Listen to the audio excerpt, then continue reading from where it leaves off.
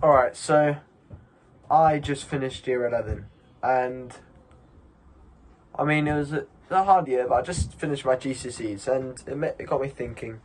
Because I got quite high in the mocks, I mean, I'm still waiting for my results now, but because I got quite high in the mocks, I'd share some of my greatest revision tips for those doing year 10 mocks now, and those doing year 11 next year, so they could try and get high grades, as I got like 7 9s, 2 7s, and 1 5 in the mocks. So I thought, I've got a bit of experience, I might as well share it, you know what I'm saying.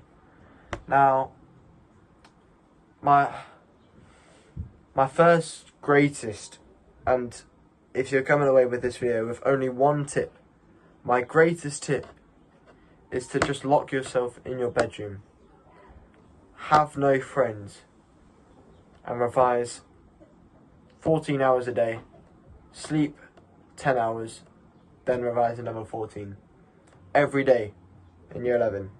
And then in year 10, you got to start in year 10, or you've not got a chance in hell if you don't start at the start of year 10, where you revise 6 hours a day. 6 hours a day. Just kidding. Don't do that. That's a bad idea.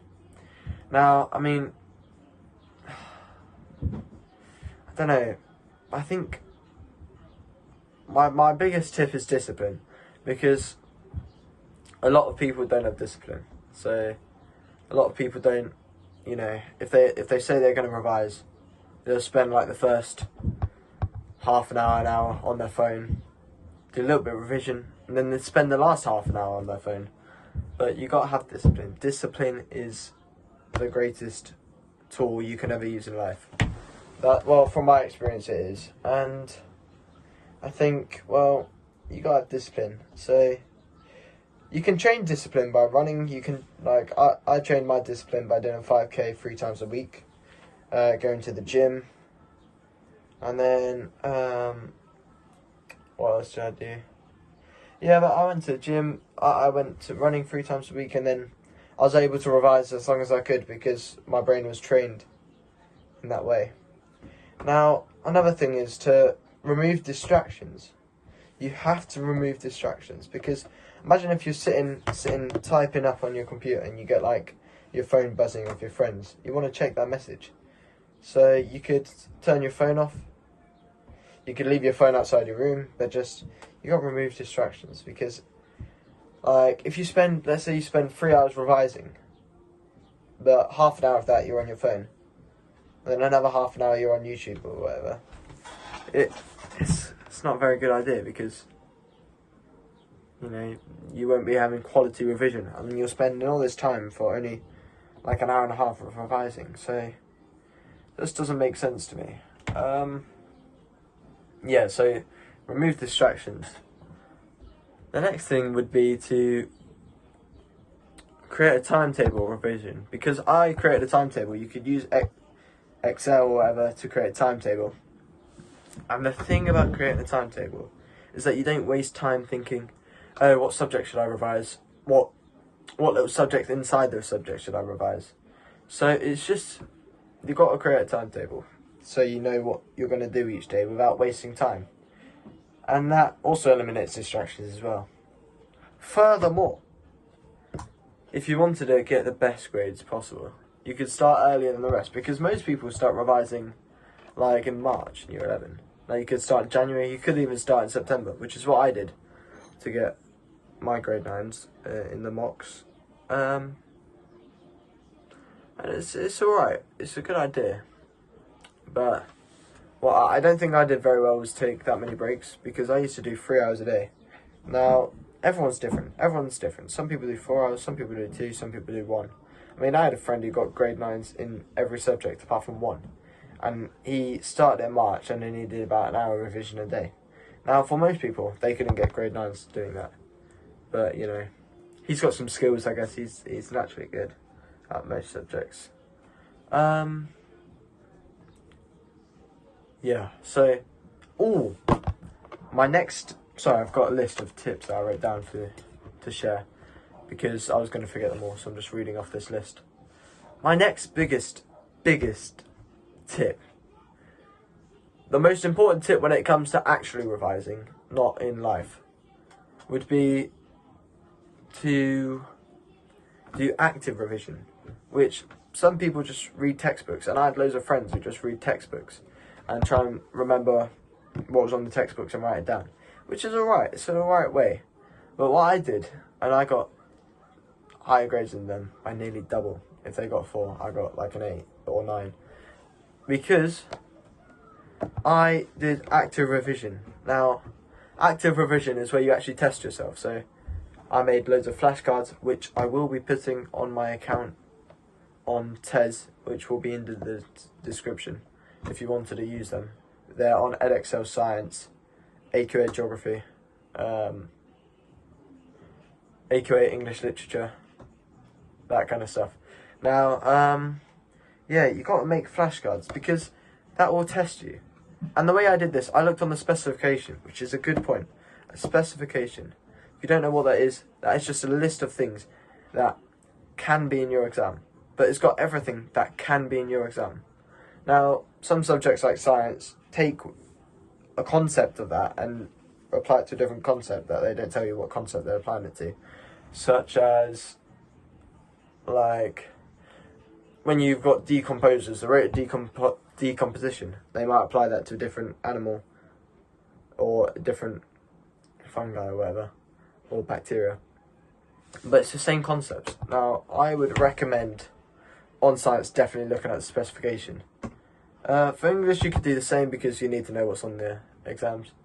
Maths, now, maths is good because there's a guy, First Class Maths. If you go on his website, he shows you. He's got the specification, and then he's made a past paper with a question on every single point, which is really good. Furthermore, past paper questions. I did tons of past paper questions, such as on such as on Physics and Maths Tutor.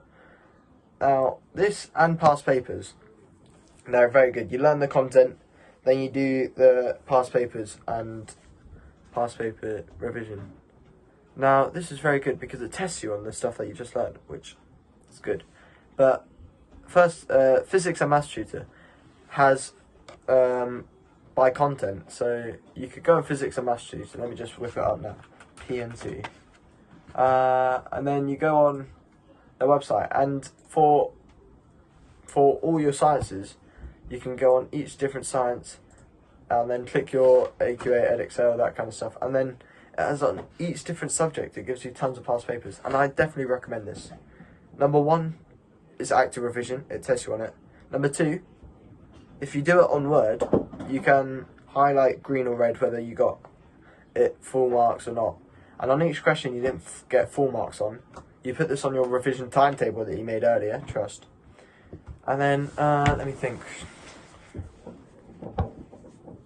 You put this on your revision timetable that you got it wrong, then a week or 2 after, spaced repetition, that's another thing. Remind me of that later, please, guys. Actually, no, you can't, you're on the other end of the screen. Yeah, you put it a week or 2 after, you come back to it, try the question again, and if you get it right, you do it again in like a month or 2 months. If you get it wrong, you do it the next week, which is spaced repetition. Spacing and repeating, it's in the name. Spacing and repeating. Take regular breaks. Yes. Regular breaks during revision. Now, I didn't do this. I used to just do a block because I wanted to get it done quickly. But regular breaks, for some people, they are a great tool that should be utilised. Like the Pomodoro technique, where you can do like 25 minutes of study and 5-minute break. As I said, I didn't used to do this because the break would just kind of last longer than the study revision. But that's why you need to have discipline if you do this, yeah. You can have my plant, by the way. I've got it new, it's like 25 quid, bloody expensive. Oh, have a life, yeah. You gotta have a life. So, outside of revision, you gotta have some downtime, whether that's playing a game or whatever. I used to have downtime by going running, because I went running quite a lot. You know, 5K is not only for discipline, but like just you know, where my PC was, there's like a middle finger there. That's quite funny. I don't know why. It's just the shape of the dust. I won't show you because my room's pretty messy. But let me think. What was I saying? Have a balanced life, yeah. So I used to go running to clear my head. I used to go to the gym to clear my head. Well, we actually built a gym, to be fair. But I used to spend loads of time with my dad. Well, I still spend loads of time with my dad during this holiday, just helping him. Because you don't want to waste all your life on revision. Now that's what some people do. They hear year 11, they hear mocks, they hear exams. They just do like 6 hours a day and then they burn out. You don't want to burn out. You want to repeat your revision, but you don't want to do too much, you know, because you don't want to burn out and then not do anything. Also, you want to spend time with friends. Like, it's a fine line between too much revision, no friends.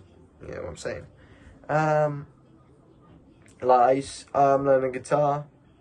I did loads of drama as well. I did lots of drama. I went in plays. Yeah, I went in plays. I did lots of that stuff.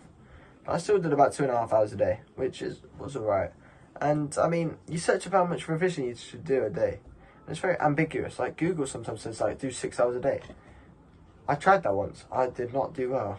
I did it for like a week and then I got sick because I think it was just too much. It was tiring me out. So I just did 2.5 hours a day. Started in October, December time. And I didn't increase my time revising near my exams. I just kept it the same. I've already said this, but I'm going to make those little sections in the YouTube video. So I won't make this into a section. It's just like a bonus kind of thing. Do your past papers if you wanted to. I'm not saying you have to. I can't control your life. But you could do them on Word. Because, guess what? If you do it on Word, you can recall and look at questions you got wrong. Spaced repetition. What I will replace in tip 8 will be something that I'm going to think of on the spot. You know what? Just go on. I did loads of drama, but I'm not very good at improv. Yeah. Prioritize weaker subjects because you might be really good at maths, and some people fall into the trap where they're really good at maths, so they only revise maths. So you could prioritize weaker subjects, but my one thing is, if you wanted to do something at A level, let's say you wanted to do biology at A level, don't only revise biology. Because my friend did this. My friend wanted to do physics and maths. And he only revised physics and maths. And now we're waiting for the results. But imagine if he doesn't pass English. He won't be able to do sixth form anyway. So you got to have a broad range of subjects. Yeah, one other thing is to just stay healthy. And keep your study space clean. Because imagine revising in a messy room. It might reflect messy in your head. You know what I'm saying? You could stay healthy as well because, you know, staying healthy will, you know, having good sleep. It'll make you less tired, you can revise more. And then, what's another one? Yeah, staying healthy. If you eat healthy food, if you do healthy exercise, your brain will be clear. It will be less bogged down. Now, I think that's 10 tips, hopefully. Nah, that's 9 because I said I would. I'll give you guys a bonus tip. Oh yeah, just a bit of an anecdote from me. My name is Eli. I did school. I did lots of revision. People were quite nice in my school. They didn't call me a nerd or whatever.